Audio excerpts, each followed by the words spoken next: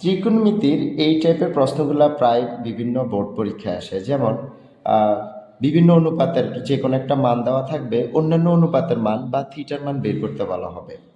এখানে আমি একটা কোশ্চেন ধরলাম, যেমন tan x ইকুয়ালস টু 5/2 হলে cos স্কয়ার x এর মান কত। এটা ঢাকা বোর্ডে 2025 সালের একটি প্রশ্ন। তা আমরা এই প্রশ্নগুলো ক্যালকুলেটরের মাধ্যমে খুব সহজে করতে পারি। যেমন আমরা ক্যালকুলেটরের শিফট বাটন ক্লিক করে ট্যানে ক্লিক করলে দেখা যাবে যে ট্যান ইনভার্স আসে। এই ট্যান ইনভার্স দিয়ে আমরা 5/2 এর মানটা বসাই দিব। যেমন 5/2 বসানোর পরে ব্রেকেট কমপ্লিট করে আমরা ইকুয়াল দিব। এতে থিটার একটা মান বের হবে, অর্থাৎ এই মানটাই এক্সের মান। কিন্তু আমার প্রশ্নে চাইলো কস স্কয়ার এক্সের মান কত। দেন আমরা এসিতে ক্লিক করে এই কস মানের জায়গায় অ্যান্সার লিখে ব্রেকেট কমপ্লিট করে স্কোয়ার দিয়ে দিব, অর্থাৎ কস স্কোয়ার এক্স লিখলাম জাস্ট, যেখানে এক্সের মানই অ্যান্সার।